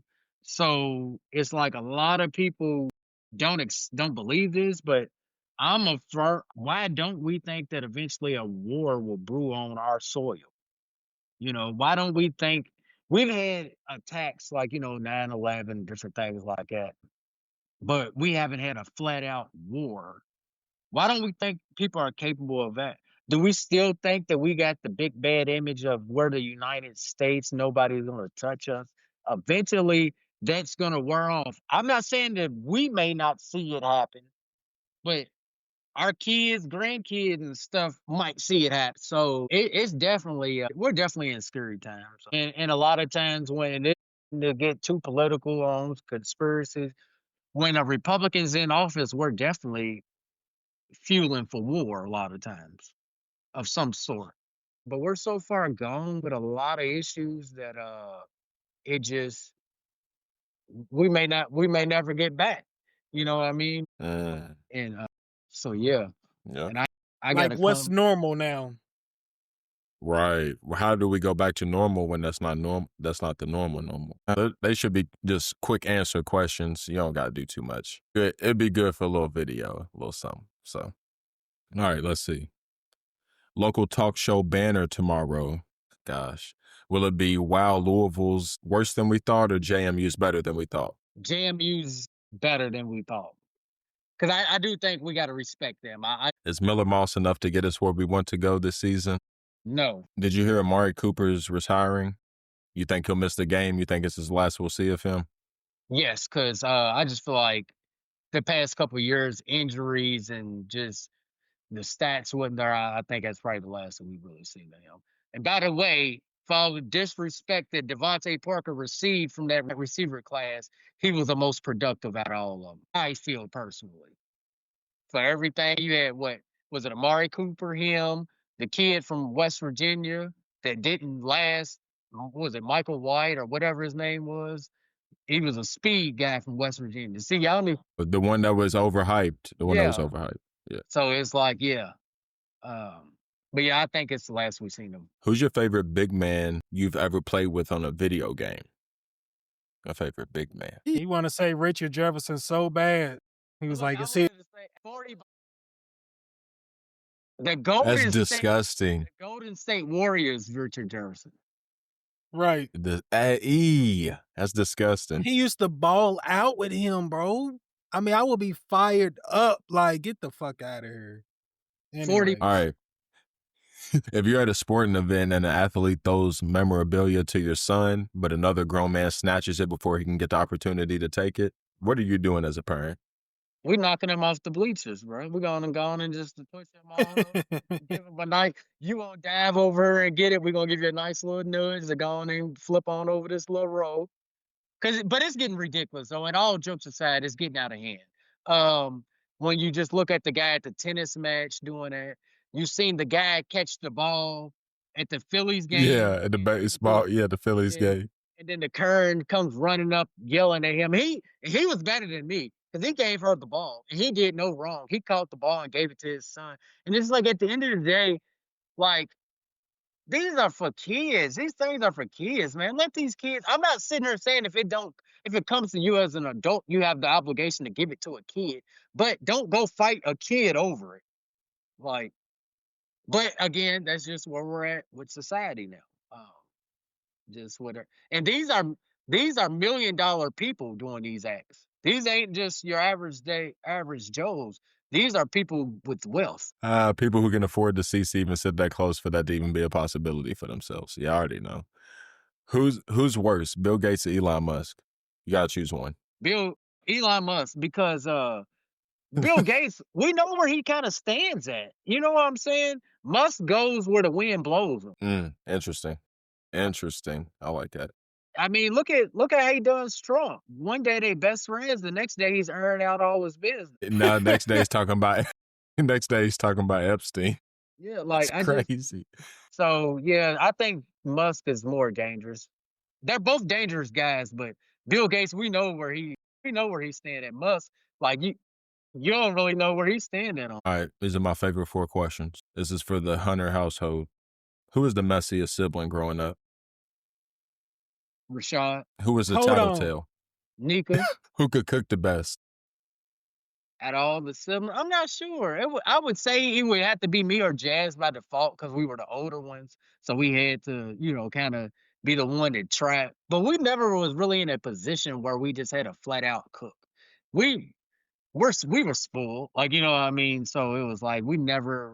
I mean, we made some things, but we wasn't cooking dinners and shit. So right. But it was so. And then who got in the most trouble at school? Me. As I was a girl.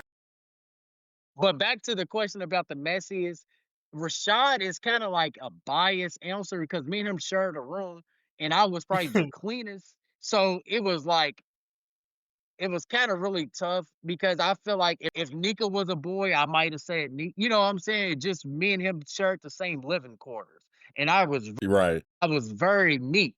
So then, therefore, you put it. So it was a difference. But yeah, it definitely. I would even say me because only thing I was about to say earlier was messy in what way? Are you talking about like cleanliness or are you talking about like how we call people messy? Like nah, just off the top of your head, just like not just who would you associate with? So okay. little brother is normal. That's a normal answer. Baby brother. I can agree with that. That's funny. Yeah. Those were my questions. That was it. All right. I'm gonna do fact or fiction with you, Rodney, and then we get into the top 5s. This is fact or fiction Louisville football edition. So shit. I'm gonna just say something. You say fact or fiction, and then at the end I'll let you know which ones you got right, which ones you got wrong. All right. This is good. Some are easy, some might be a little more challenging. 7 questions. First one. The football program was founded in 1912. Fact or fiction? Louisville joined the ACC in 2014. No, fiction. Hold on. Fiction. Fiction. All right. Our first bowl game was in 1958. Fact or Fact. fiction? I have no idea. I'm gonna go with fact. Damn. Louisville used to have a live bird for the mascot at the games. Fact or fiction? Fiction. Teddy Bridgewater once threw for 7 touchdowns in a game. Fact or fiction? Hella fit. Papa John's Cardinal Stadium opened in 98. All right. And last one. Louisville played a bowl game in Tokyo, Japan. Fiction. Okay. What did you just say? Like, that mess around and be I don't fact even. or fact. I swear, I don't even like the way he asked that question. Let's go through them. All right. Yes, you were right. Fact. Louisville program was founded in 1912. Check. Damn, UofL was Number founded in 2. 1798. Right. It took that long to get some football going. Yeah. Damn. And the beer. You about to say the beer? And the beer. And the beer. And the beer. Louisville did, in fact, join the ACC in 2014. You said fiction. But You so had it. I thought it was 13. I thought it was 13 or something like that. so what year was it when we won it? What year did we win the championship? In 13? So it makes sense. It was Big East. Remember, we won the Big East Syracuse in the See, I thought it was 15 because I thought 14 then that meant we was in the AAC. Ooh. Hold Oh, on. Hold on 1 second. he's about to get you on a technicality. It was Right, 2014, 2015. It's 2014, 2015. Because UConn won it that year when we was in AAC. Because you remember we smacked them. Shabazz. Yeah, we was 3-0. Yeah, they had Shabazz. And what's the little dark skinned dude? Yeah, Boat right. Tough. He was tough. We announced it in 2012. We joined in 2014. Number 3, our first bowl game was in 1958. That is a fact. You said fact. Number 4, Louisville used to have a live bird as their mascot. That is fiction. You were right. Okay.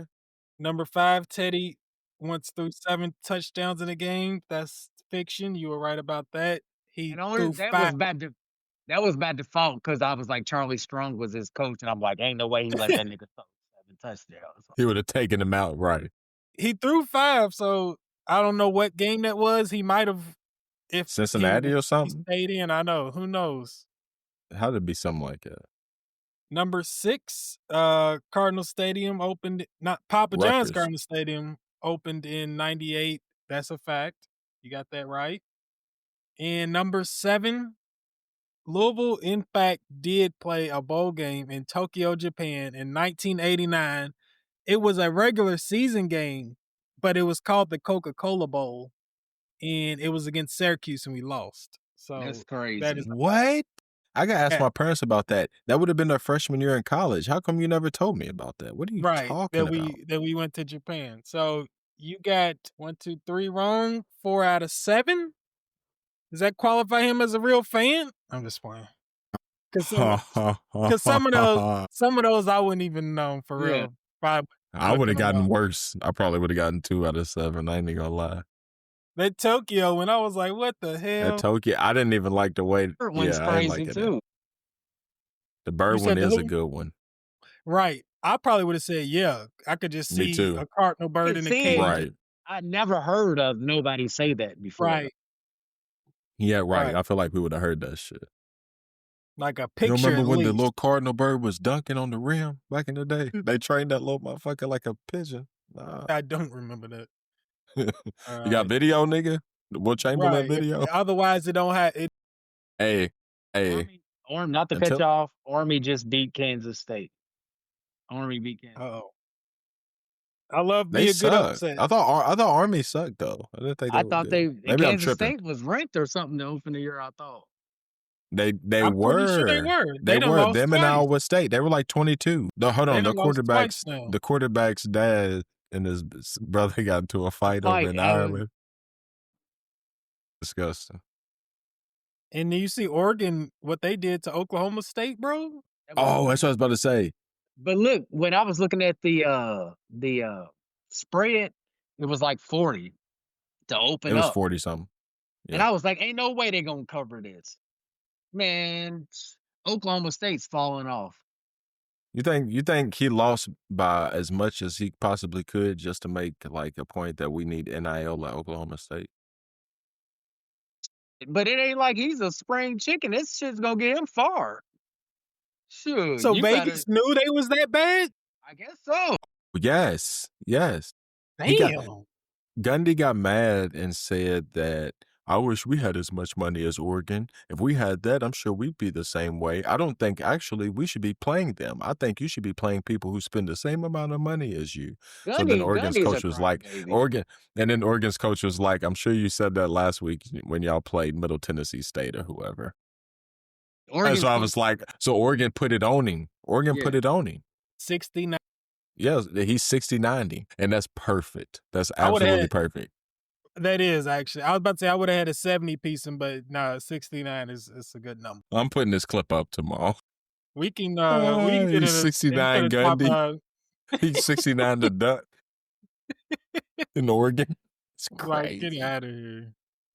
Disgusting. Freaky ass nigga. Right.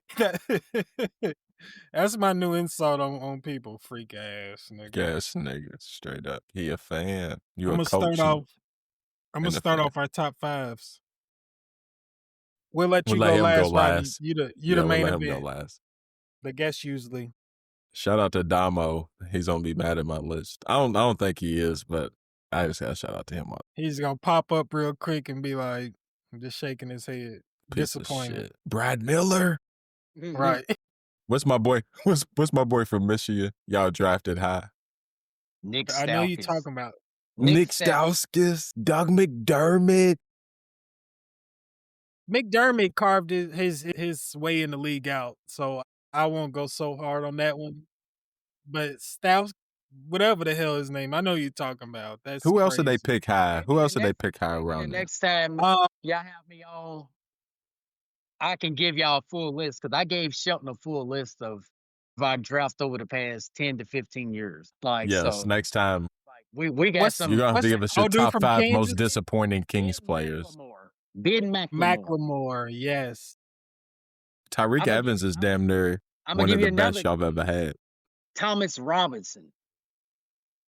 My God, I forgot about him. Kansas as well. That's y'all terrible. love Kansas. Kansas and Michigan F y'all over. Well, no, Chris Webber, so that's why they went back to that well. But still. Right. The only reason we doing this is because this guy is a Kings fan. So I've never seen one just like a Chargers fan. Right. We ain't seen these. You don't see this in person often. Yeah. All right. Top 5 favorite Kings players. Number 5. Y'all might be like, what?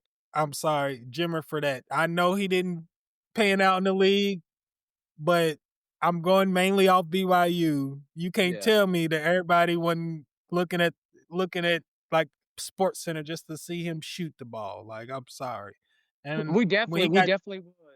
See, but the thing was, with me being a Kings fan, I knew what that type of player looked like for us, and I knew what it was going to be. You know what I mean? I knew what it was going to be with Jimmer, and it's like we didn't have stability to risk that pick on him. Right. I know what you mean. I call Jimmer Fredette the super soaker because he went to be. They out there dry humping and shit. What they call that shit? Yeah, soaking when you stick it in and let it sit in there, and then somebody up under your bed shakes the bed. Like, boy, so you technically not doing it. So when you get to heaven, you can be like, God, that wasn't me. It was my roommate. Like, fucking. No, he was pushing. All right, keep going. Number 4, De'Aaron Fox. The athleticism, the speed. For a while, he was putting them on their back. I mean, you know, it is what it is. I like his character too. Like, he seems like a good dude. So, good leader. Number 3, Doug Christie. He was a good role player. He's a good role player, and he was good on 2K. Like, I used to, if he was still there in my little fantasy draft, I would draft NBA him. Live for me. It was NBA Live, but yes. Shoot him. He's a shooter on there. Number 2, Jason Williams. I'm sure he's gonna be on everybody's list. White chocolate, playmaking ability, has swag. Like, I couldn't believe when I found out he's from West Virginia. I think you just told me like a couple weeks ago. I was like, West Virginia? I never knew that. That's Rand County. crazy. I mean, imagine him out in West Virginia playing. Like, he was selling out gyms. Like, You but know, he it's was just white. pissing white people off. Right. But they wanted to see him. You can't tell me they didn't want to see him. White people love a white person. Right. Playing like that. They'll And take it number any way they 1, can get it. Even if he's dressing and talking black. Fuck it. fine. Fuck it. Get him and him. Fuck it. And number 1, shooter extraordinaire, Peja Stojakovic. The shooting ability. Damn. Yeah. I No didn't C like. Webb. I'll get to that. I would tell Rodney I didn't like Peja, but Rodney know I love shooters. So I used to be I like, love damn. Peja. Yeah. New Orleans Peja, Dallas Peja, wherever I could get a Peja, Right. nigga. But me and him used to, Dallas and Kings battling each other. So I would always be like, Dirk's better and this and that, which I still think so. But Peja Peja was. Y'all two had some of the better foreigners that ever played the game. Dirk, Vladi, and Peja. right. What you about to say? No, I was just saying the Kings and the Mavs was the revolutionized the games. We was the first ones to take the risk on all the foreigners and sell out to that aspect of playing fast pace, shooting a bunch of threes, not necessarily the best defensive team. You know what I'm saying? We was kind of the first blueprint of that. Right. Sometimes I wonder that if they experiment in smaller markets with gameplay. But Yeah. keep going. They probably do. I mean, it's a business. So if I had to remove one, it would be Jimmer to put Chris Webber on there. As much as we be on Damo's here, gonna hate you. right? I was about to say, as much he's gonna hate me, bro. It's nothing I can spin for him, but for y'all, as much as we be on here talking like old men, like this new game, I always loved shooters. I always thought, I don't know, I definitely thought of myself like, oh, I could shoot better than him. You know what I mean? Wherever we was at, I'm like, nah, I'm gonna shoot better than him. So I automatically, if you're a shooter, you get a bias from me. All right. That's my list. Honorable mentions. I don't want to really give any, but I'm like you, C Webb, you on the outside in. Shout out Mike Bibby. Shout out Zach Levine. Shout out De'Aaron Fox. So you're probably like, who the fuck's on your I list? know, shit. Hell, you got Number 5, memorable in my head. This is like ABC, like Sunday type shit. You feel me? Bobby Jackson. I remember him like, I think he got fouled or something. They didn't call it. Then he snowbird. He was laying in the crowd. Then he hurry up and jumped in. They threw a full court pass to him. He hurry up and scored. Rodney, remember something? He was laying in the crowd, nigga, chilling and shit. Hurry up, got up, nigga, real quick, and scored him a quick 2. I'm like, that's the Bobby Jackson I know, nigga, right there. right. So, shout out Bobby.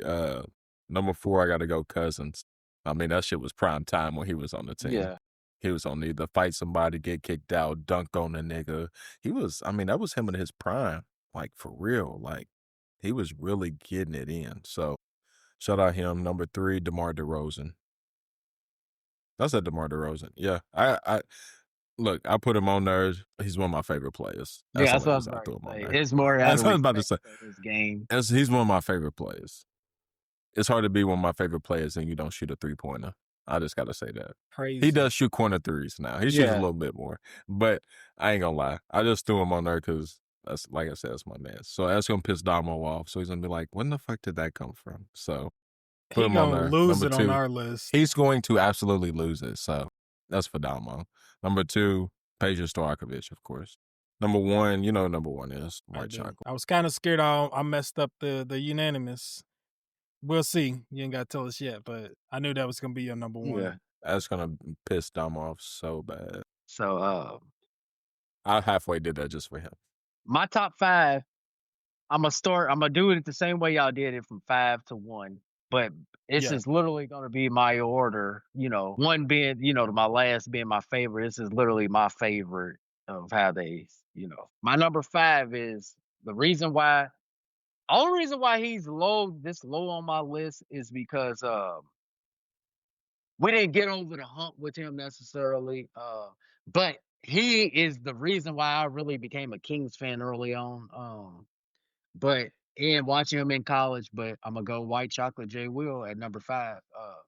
He was must see TV. He put the Kings on the map. His rookie year of bringing that playground style of ball to the court. When you undress a nigga like Gary Payton on the floor and have him standing around looking stupid, you got some work. You know what I mean? So Right. he kind of that's really, like I said, I noticed him with Florida. I love. Rating his top 5. That's disgusting. That's disgusting word. Somebody don't want this to happen. Boy, tell me it ain't a Sacramento top 5 if I ain't never seen one in my life.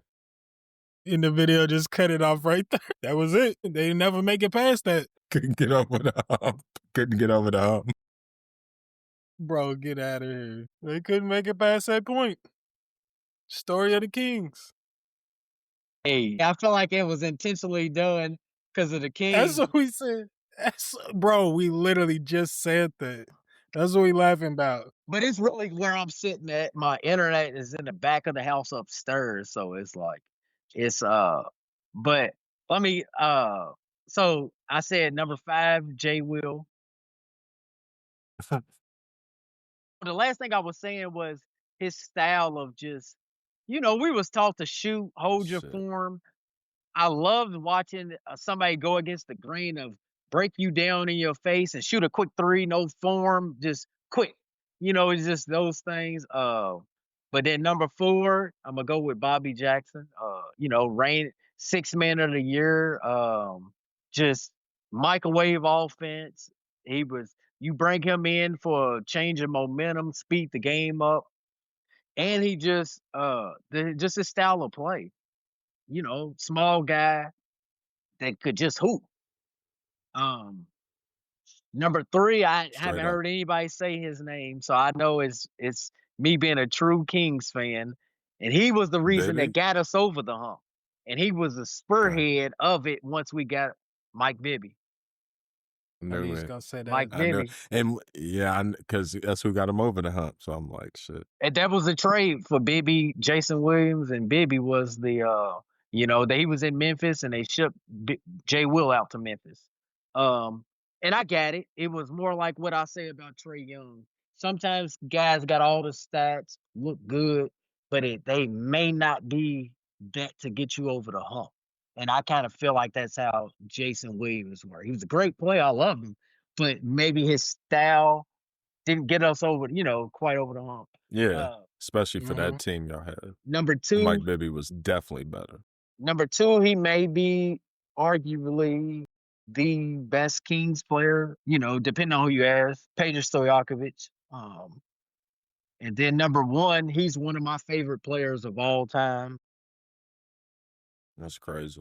I felt like he was the first hybrid type of forward, could handle the ball, shoot, post you up, just play that extended off the floor game, the what we see today in the pick and roll and all of that. Sewell. So that was definitely most of my players is all your cornerstone King players are like from back then.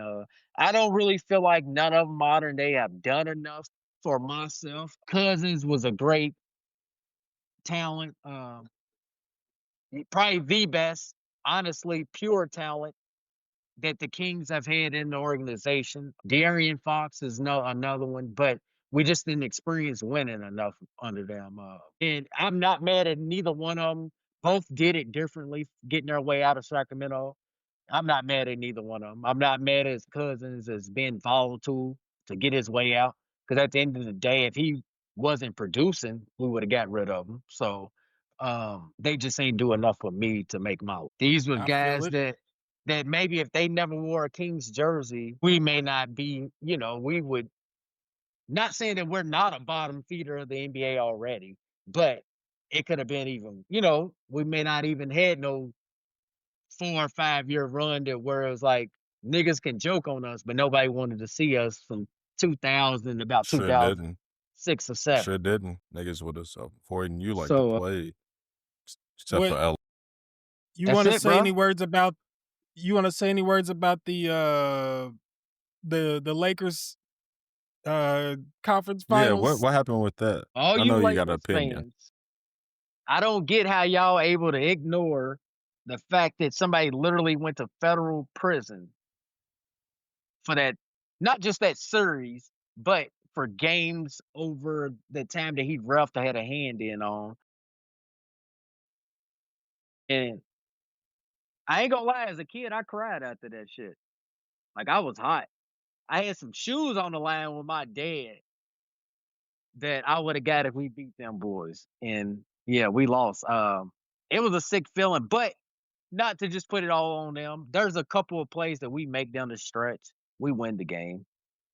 I felt like down the stretch in the series, how what got us over the hump, the style of play, it hurt us at the same time. The Interesting. perceived softness of our team Right. kind of hurt us in the end. Certain things, I don't see Shaq necessarily trying to tip a ball out on a defensive end if he can just grab it. I feel like he will foul somebody before he just tips it out and trying to grab it. I feel like it may be far fetched, but I feel like it was kind of our mentality play. Like we didn't go do the extra thing to get that ball. Instead of we tipped it out, and we know what happened after that. Right. So yeah, but yeah, those was our years, and I'm starting to come to reality. We may never see them again, especially considering we just traded our second franchise type player away, counting De'Aaron Fox and Cousins. There is a little hope, only because the new CBA and stuff. I ain't saying I'm an expert, but like basically they try not to where you can't just build these mega teams. So it takes a draft pick, a Luca, you know what I mean, being drafted and blossoming into a superstar, and y'all got a chance. I mean, it's been how many years in a row? It's Basically been a new just champion. basically just DeMarcus Cousins not getting hurt. Yeah, Right. but we got to draft smart. We got to draft smart, and that Yeah. hasn't been our strong suit. Y'all need Sam Presti. Sam Presti change your whole shit around. Ooh, Come on. him or what's your name from he is Boston. at Utah now. Who, Brad? Nah, what's his name? Ainge. Yeah, Ainge. Danny's at Utah? Oh, I didn't realize that's why they started packing up some talent. Okay. Mm-hmm. They got a little bit. He trying. He's out there trying. Yeah, like now this year when I'm looking at it, because you know they drafted your boy, not Bailey. Is it Bailey? Yeah, one of them from Rutgers, Ace Bailey. Yeah, The one that he didn't want to want to be go there. anywhere. Yeah. That nigga want to be at home right now. He want to be doing the same shit we doing. Right. Then he changed it though. He Right. changed his Ain't no answer. I'm transfer like, portal. boy, Ain't we know what it is. It's Ain't no all transfer good. portal when you getting paid $100 million, nigga. Shut the I fuck up. swear to God, right? You'll put that ball in that basket. Nigga, we said you our nigga, nigga. Like in the store. It's only 30 niggas, right? So we'll see. Who's a better coach, Reggie Theus or George Karl? George Karl. He's an asshole. Oh. He's an asshole. But he's a better coach. I just had to ask a Kings fan that. I bet you've never been asked that. Nah, he's an asshole though. Definitely. Reggie Theus. That's a blast from a past, isn't it, boy? He's I feel like you can tell he's untrustworthy to his players. Oh, fuck yeah. Oh, my gosh. Listening to Kenyon Martin talk about him on top of the shit that I already know about him. Him and Melo love each other. Stop. I know. Look. We don't need that. I've had coaches and teammates where they've said they don't treat us differently. Shout out Coach Williams. Coach, you're white. You can't say that. I don't give a fuck. Right. Look at me. You wanna act like a nigger? Right. We gonna treat you like one. Guess what I did? Guess what I did next week, Rashad? What? Score 4 touchdowns on his ass. Shut the fuck up, nigga. He did not like that. We talking about his high school football coach. I know he didn't Okay. like It was, and that's why I was gonna ask you what year did all that happen to you in, because my sophomore year was so tumultuous with my coach. It was crazy. My I sophomore was year. It was balling, my sophomore but year. my maturity was not there, like you saying. So I didn't give a fuck. I would do what I want to, say what I want to, and feel how I want to. And he didn't like it. No, I ain't gonna lie. I wouldn't say what I want to. I would do what I want to, and I feel what I want to. And he didn't like it. And he'd be like, "You're not a senior. You're not this. You feel me?" And I had 3 senior running backs. Had Man, had DJ, and then shout out Donovan. And Donovan was like, he was the perfect senior, like offset running back to them, because you're going to give them the ball a lot. You know what I'm saying? He's on block. He's going to do everything right. He's going to teach me right. And I'm like, nah, nigga, I should be in there with them. Fuck you mean? Like, not like, it should be a 4 running back rotation then. Fuck a 3 one. And you already have 3 running backs in the wing T. I'm like, fuck it. Should be 4 then. right. And then so what do I do? So coach is like, cool. Donovan got hurt the first game and we played Central. And so this is what I always go back to with Shai. So cool, you can fill the A gap on our screen game. Yeah, you and Mr. Cobble 1-on-1. This is what you wanted, remember? Right. Now you're getting tossed Get in out there. like a fucking rag doll, and now I have to change the game plan because you feel me? You can't Not really, but not really. Yeah. But you know what I'm saying? It's like, and then of course I scored a touchdown against Central, so he can't tell me shit. Like, you feel me? So I feel like a lot of our relationship was just like, I'm trying to teach this nigga a lesson, but like sometimes this nigga's too good to where he's not learn the gonna listen to lesson. me and then he'll be like, all right, we'll play Ballard next week. You have 8 carries for 18 yards. Yeah. You thought you were good till Drew Harden smacked you one good time. Now you're looking silly. Grant, You feel me? Like, when you and going Grant, to him with Grant, it was more so the second game, but Drew smacked me that first game. I got loose for like 12 yards or something. He came down and just popped the shit out of me. And I remember being like, fuck. Like, seriously, like, fuck. Like, and then after that, I probably wasn't the same. And then, like I said, yeah. So, no, just that sophomore year was a battle for me. I didn't think about transferring only because I was lucky enough to where all the running backs were seniors and next year was all me. So I wasn't thinking about transferring.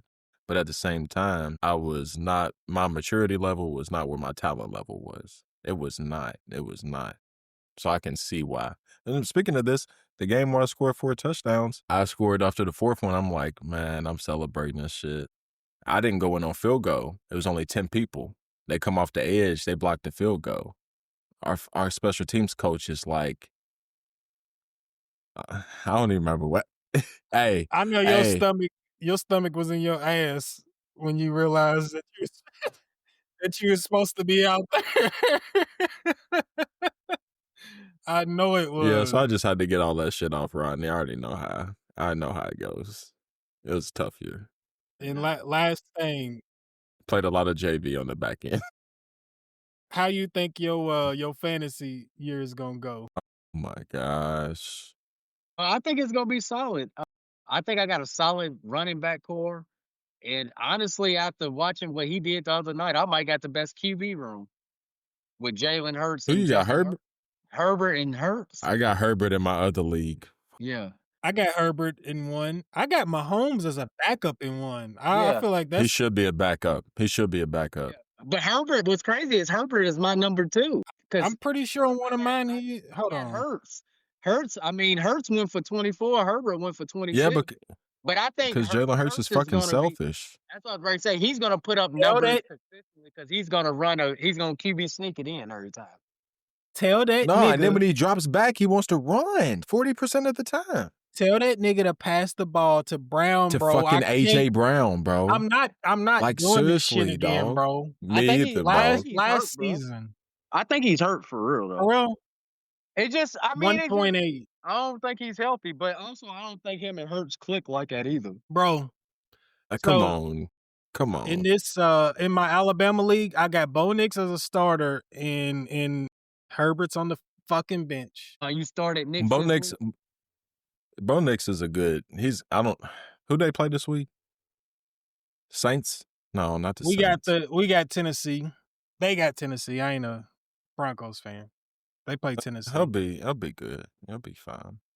But that 27 is like it happened already. I don't like that. Yeah. Y'all watching this Herbert's a shit. Mississippi State, Arizona State game? Damn, Arizona State then came back 17-all at the goal line, at the 1 yard line with a How minute much time 45, left? minute 45, third and goal.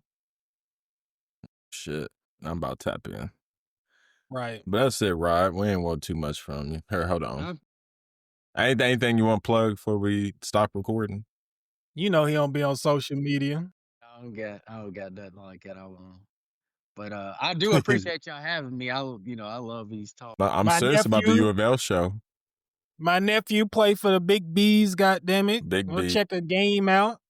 You know? And like I said, Ballard is big year for them.